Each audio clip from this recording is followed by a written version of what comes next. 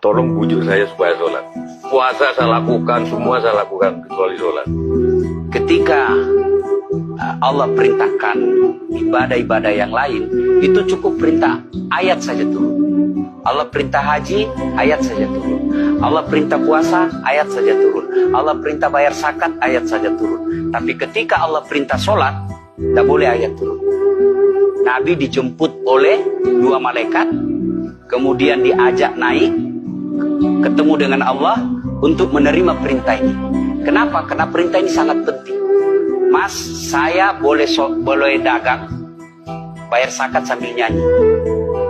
Saya boleh haji sambil nyanyi.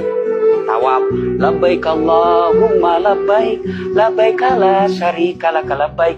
Boleh. Ya, saya bayar zakat boleh sambil nyanyi. Begadang jangan begadang. Kenapa? Sholat tak boleh. Allahu Akbar. Darah muda, darahnya pada batal sholat saya. Kenapa? Inilah puncak penghambaan kepada Allah. Jadi puncak penghambaan kalau saya meraku hamba, sholat. Yang paling mulia dalam tubuh kita, kepala.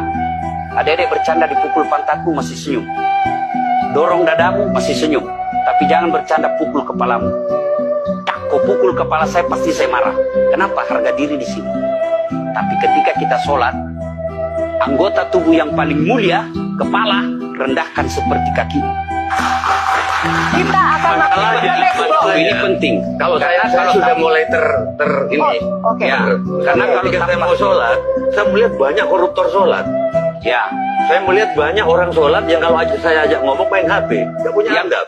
yang paling enak memang sholat tidak korupsi. Yang paling nyaman memang, paling ideal sholat jujur. Tapi wala talbisul haqqa bil batil, kata Allah. Allah tidak mencampurkan antara hak dan batil. Sholatmu beda, puasamu beda, maksiatmu beda. Itulah sehingga Allah hadirkan dua malaikat, Rakit dan Atid, mencatat yang baik di baik, yang salah salah. Tapi ini setan kan tidak membiarkan itu. Maka setan masuk. Nah, dia sholat tapi dia korup. Tapi Allah Maha Adil, maka ditimbanglah nanti mana yang lebih banyak, kebaikanmu atau keburukanmu. Kalau dia baik amalnya tapi tidak ada sholatnya, sia-sia. Kenapa? Passwordnya kebaikan itu, kuncinya itu adalah sholat. Ustaz, ketika naik haji, naik pesawat itu mungkin dibikin orang yang nggak sholat. Iya, betul. Terus gimana tuh? Nah, kursi itu mungkin dibikin orang yang nggak sholat. iya betul. Terus? Nah, bagi orang yang tidak sholat itu, Allah nanti perlihatkan amalnya. Yang ciptakan listrik ini luar biasa amalnya. Iya. Saya bisa dakwah karena ada mic. Iya. Dan mic itu dari orang non-muslim yang Iya. ciptakan. Maka Allah nanti pamerkan. Ini kau punya amal. Oh, ini 10 miliar kau punya amal. Mana passwordnya? Mana kuncinya? Kuncinya itulah sholat. As-sholatu imanuddin, as-sholatu miftahul jannah. Nah, sholat itu kunci kebaikan, sholat itu tiangnya agama. Sebuah bangunan, dia bisa berdiri tanpa dinding. Sebuah bangunan, dia bisa kokoh tanpa atap. Tapi ketika bangunan tidak punya tiang, pasti tidak kokoh. Tiang itulah dalam agama sholat. Dia tidak husuk, tidak ada urusan. Allah tidak hitung kamu husuk atau tidak. Kamu datang deh sujud sama saya. Orang haji kan melempar 3 jumroh. 1 tiang, 7 batu. Kenapa tidak dikumpul saja itu? 1 kali lempar, tak. Kenapa? Kenapa mesti 3 hari dan kenapa mesti 3 titik?